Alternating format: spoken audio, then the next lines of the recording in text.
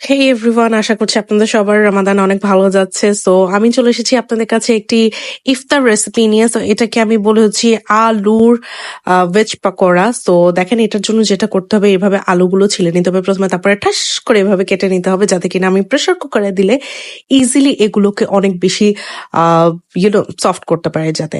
So পরে pressure কুকারে দিয়ে দিলাম। প্রেশার কুকারে দিয়ে দেওয়ার পর যেটা করলাম সেটা হচ্ছে যে ঢাকনাটা আটকে একটু কয়েকটা সিটি দেওয়ার জন্য ওয়েট করলাম, ঠিক আছে। এর মধ্যে আমার আরো ভেজিস গুলার ভেজিটেবলস এর কিছু ইনগ্রিডিয়েন্টস নিতে পারেন, যেমন আমার বাসায় ক্যাপসিকামস ছিল। আপনার চাইলে অন্য কোনো বিনসও নিতে পারেন সাথে।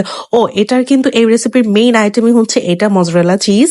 আপনারা চাইলে চিকেন ইউজ করতে পারেন, বাট আমি আজকে একটু সিম্পল রাখার চেষ্টা করছি। যে দেখেন, ক্যাপসিকাম চপ করে নিয়েছি, তারপর মজরেলা চিজ, আদা রসুনের পেস্ট কিন্তু মাস্ট আপনাদের নিতেই হবে, এটা কোনো বিকল্প নেই। কাঁচামরিচ নিতে হবে, খানিকটা পেঁয়াজও নিতে হবে। আর সাথে আমি আরো কিছু সবজি নিলাম, যেমন আমার কাছে ক্যাবেজ ছিল, ক্যারেটস ছিল, এগুলো একদম দেখেন মিহি করে কুচি কুচি করে নিয়েছিলাম। এগুলো দিয়ে আর কি আমার এই ভেজের চপটা খুব মজা হবে। সো আমি সাথে আরো লবণ দিলাম, এগুলো সব ইনগ্রিডিয়েন্টস নিলাম, একটু জিরা নিলাম, একটু হলুদ দিলাম। কর্ন ফ্লাওয়ার মাস্ট, বিকজ এটা কর্ন ফ্লাওয়ারটা দিলে কি হয়, আমার এই ব্যাটারটা শক্ত হবে একটু।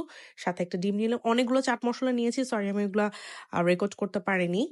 সো এই যে একটা ডিমও দিয়ে দিলাম। এখন ভালো মতো এগুলো মাখিয়ে নিতে হবে, বিকজ আপনার আলুটা যত বেশি সফট হবে এবং আপনার কর্নফ্লাওয়ারের পরিমাণ, ডিমের পরিমাণ যতটা সুন্দর হবে, এই দেখেন শেপটা অত সুন্দর হবে। এই দেখেন আমি এইভাবে ফ্রাইং প্যানে নিয়ে নিয়েছি, একদম ছড়াছড়া, জাস্ট বিকজ অফ কর্নফ্লাওয়ার।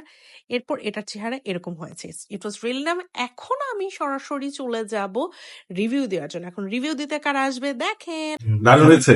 না, আগে বল, আগে কেমন কামড় দিয়েছি তো, কেমন লাগতেছে? ভালো লাগছে। আচ্ছা, তার মানে পারফেক্ট হবে। হ্যাঁ, সুন্দর, ইফতারির জন্য এটা ভালো। ঠিক আছে, খুব সুন্দর। আলহামদুলিল্লাহ, ভালো হয়েছে। তো হ্যাঁ, যেটা বানালাম স্পেশাল। দারুণ। সিরিয়াসলি